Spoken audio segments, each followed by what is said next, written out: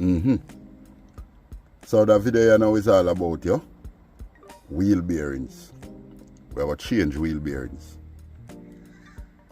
You ever drive it and you hear one humming sound, whether in your vehicle or any other vehicle, it goes something like woo, woo, woo, woo, woo, or woo, it's a humming sound. Now, in a most case, we have about like 90% at the time, your wheel bearings are go bad. Now, if you fail to change that, one day your wheel will just fly off. Yes, so the best thing to do is change it.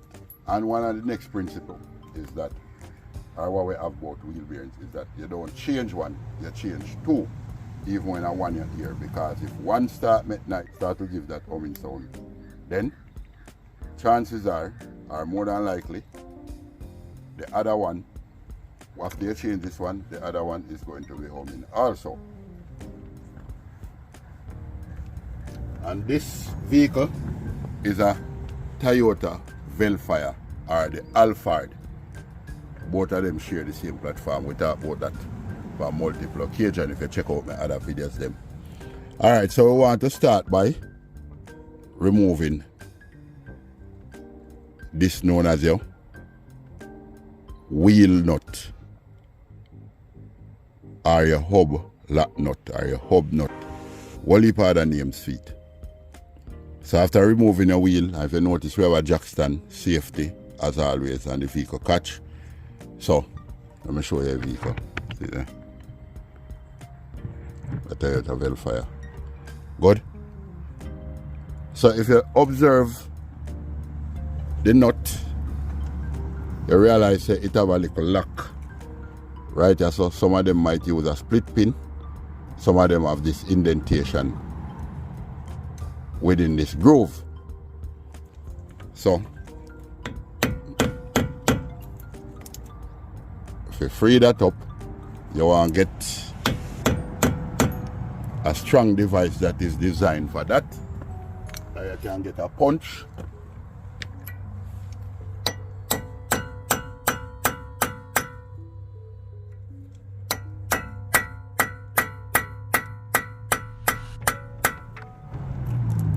Free that up.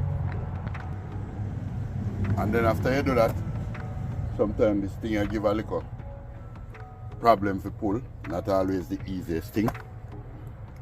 So, whole heap of way to pull it. You can use one impact wrench. You can ask somebody to hold the brake for you. Or first you can remove the upcap from the rim and pull it a ground. Like how it up in the ear now, you can ask somebody for hold the brake. No, me not nobody for hold the brake and me alone there at work. So you can just catch it like this. That is well catch. This now uses a 30mm socket. 30, brand new.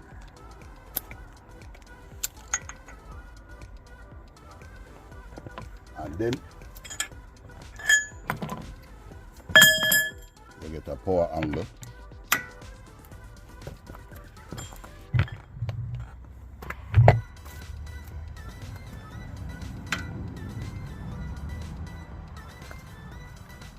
So we want some leverage on this. So we have to use physics.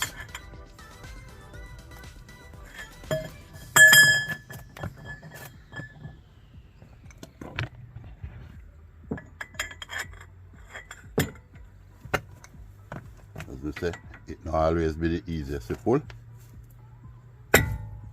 Alright. So we get it to pull there.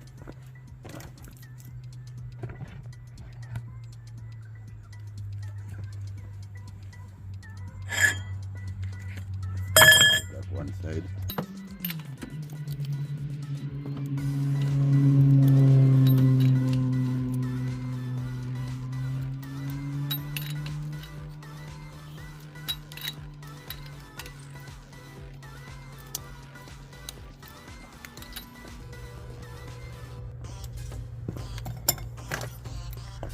This now is an electronic impact wrench, not a pneumatic one. So we can try to see if it can manage it.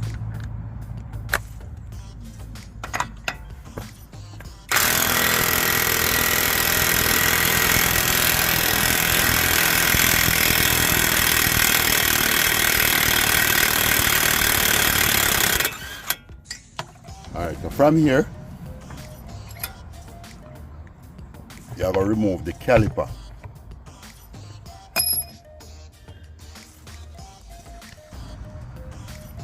So, once you remove your caliper, you want to make sure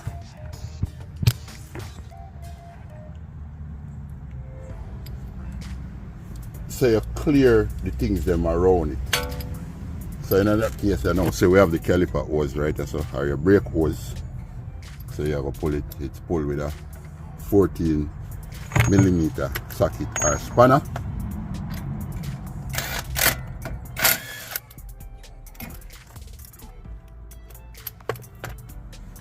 And then now the next thing you want to move on to is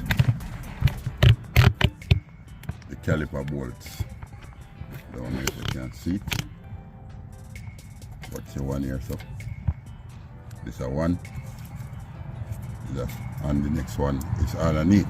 It's a two 17mm bolt we are talking about.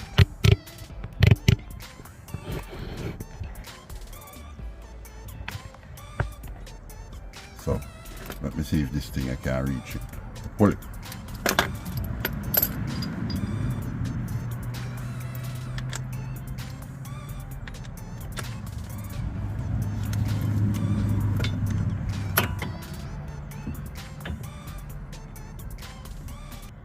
Look so.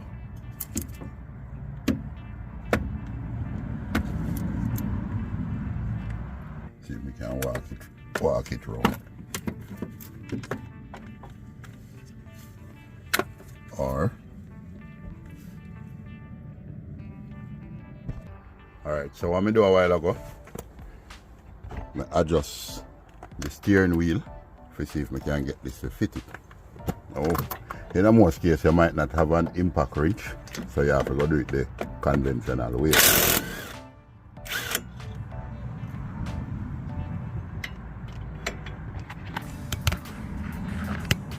we pull it, see there. Next one.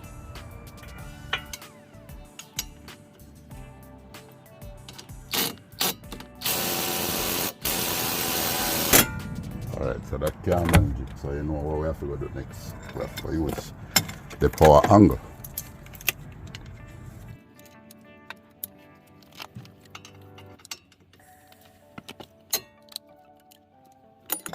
Loosen it first.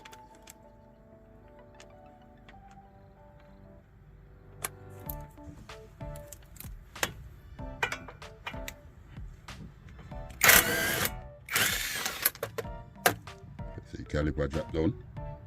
Good.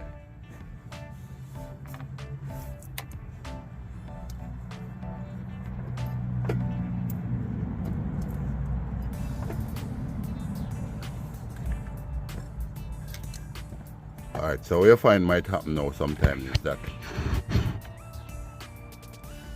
this pad might be locked onto the disc rotor. So you might want to just ease it off.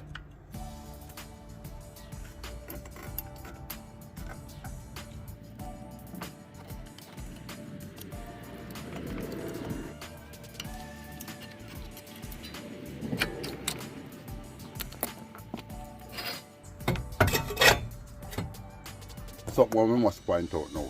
You might have work and you find out say this caliper thing you might drop down because it's a breach of safety. So you know what we do right there, so we just get something was strong enough, you can hold it up.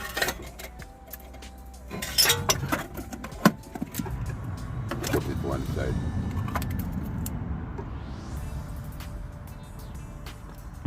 See that? So our next move now is to get off the hub. So look what we do. We'll remove the disc rotor now. Might be a bit seasoned to it, so you might just want to tap it.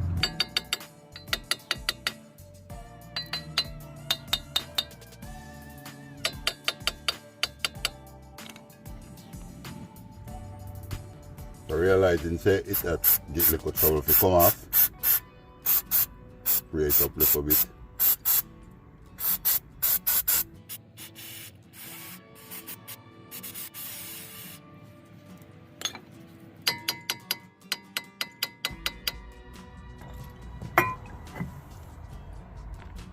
Alright, so we realize say if we tap it off now go help. So the only next best thing to do is get two 12mm head bolts and identify them two ports, so 1 hole, 2 hole. I bet no founder never knows that I purpose it.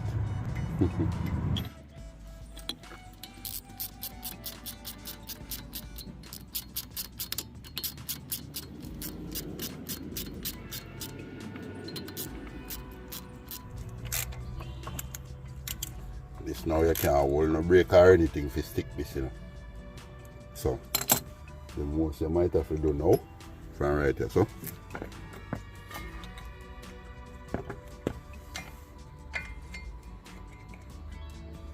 put that in there, so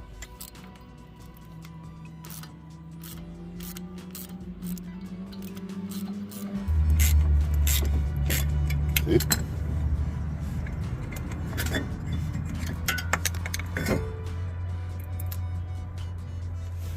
So easy it comes off. Good. So the next thing from here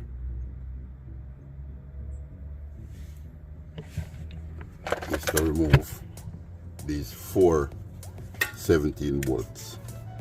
As I said, I doubt if the impact wrench will manage. Let's try.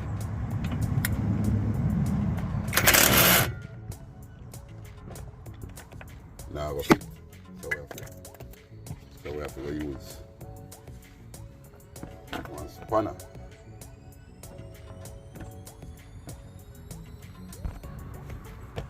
So we get a 17 spanner. Put it down like that. And then we use one for leverage because them can be very hard to pull.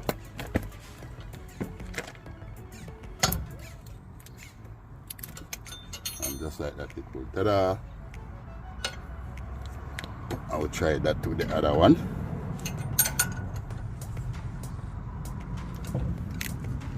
And that pull.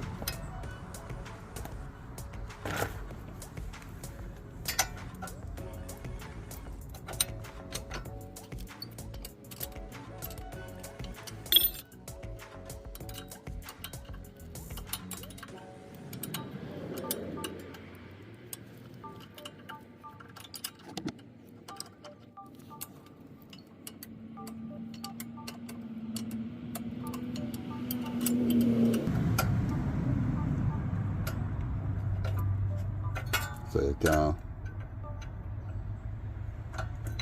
pull no further. And we still might have our next problem, you know. Foreseeable problem, but we could go and work with it and see what we want.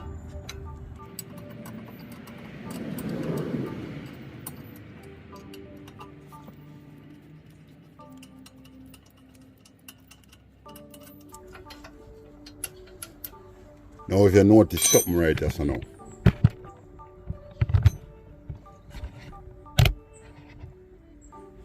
Notice this can't pass that. Don't worry, we will show you how to get it past.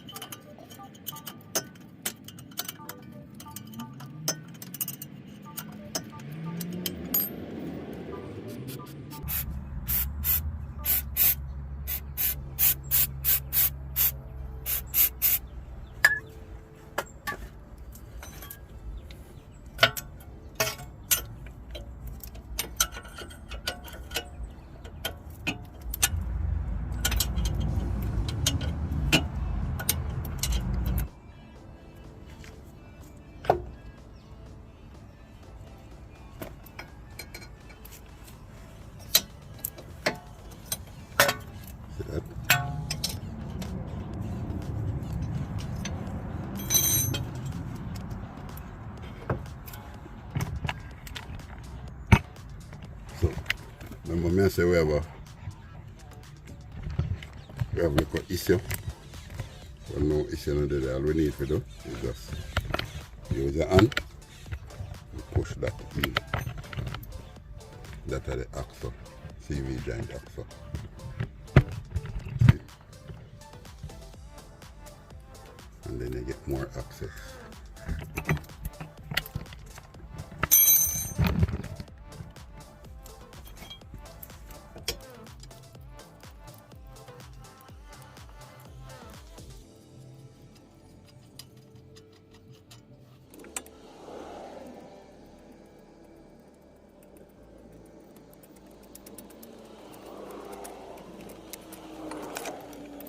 So the next thing you want to do,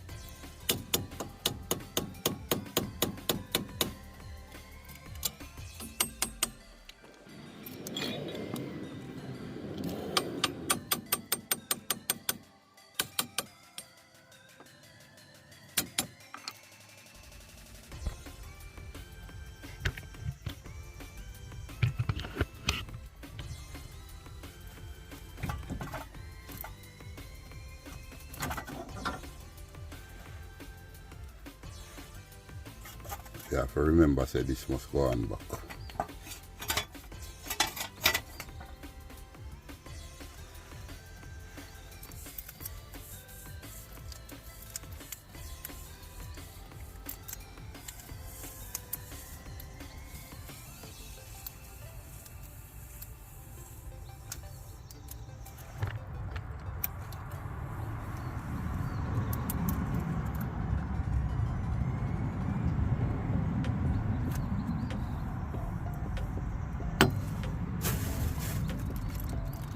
To the new one,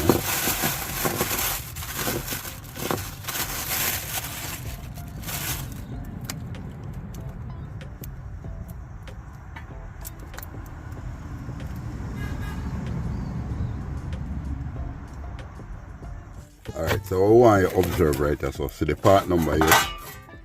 Anytime I show now if you do anything, always look on the part number where you have on it, where you see on the box. So if you have one of these same vehicles, then you can just look out for it and make a purchase. Alright, so I could point out something right there. So now you notice that normally when you change a wheel bearings, you don't have to go pull. You have to pull your upper controller and bolt them, because even though this is a McPherson suspension system, this is used, we call this the upper controller, even though it is mounted to the strut, to the shocks. And then you have to pull your lower ball joint and pull your saw and take off the whole thing and go press out, and notice we don't have to do that any at all.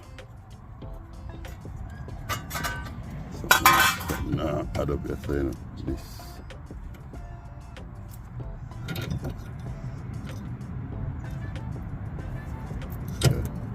One blunder going right there, so alright, let me take off this. Yeah, forgot to this now your ABS sensor.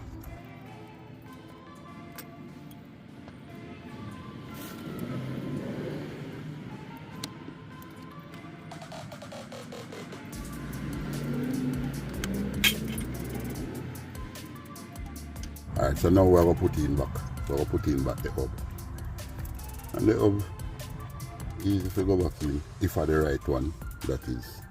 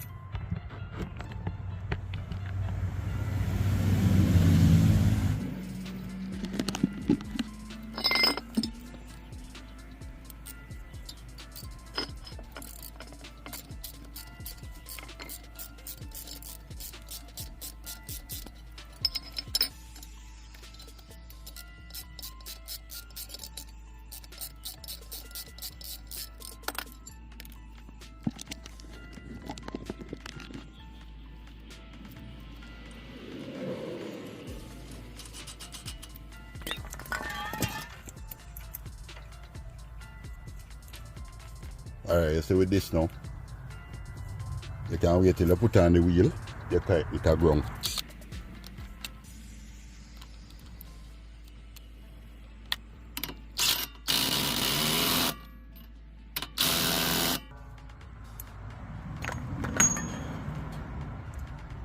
So you can just lock that right there. So I don't think you can get 360 more degree out of that. What do we see?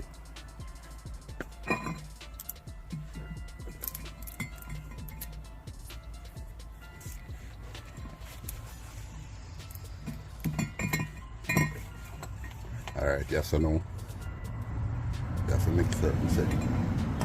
You have to make certain say this cleaning. Like get this part of a back fan.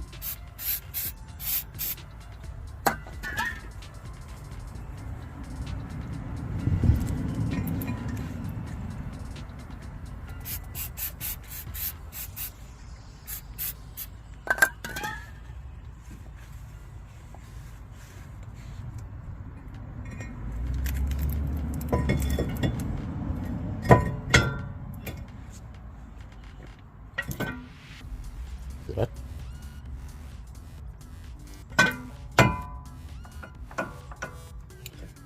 When you finish, you might hear some noise. I'll have to just ease off back this backing plate. You might hear it a rub on the distorter, but I have nothing to worry about still.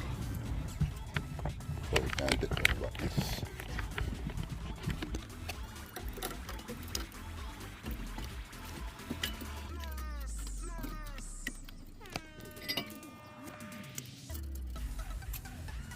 What you might want to do at this time,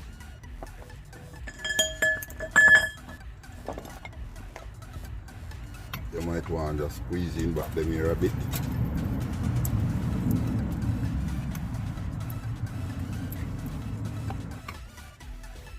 Be sure to step on your brake as per changing your disc pads.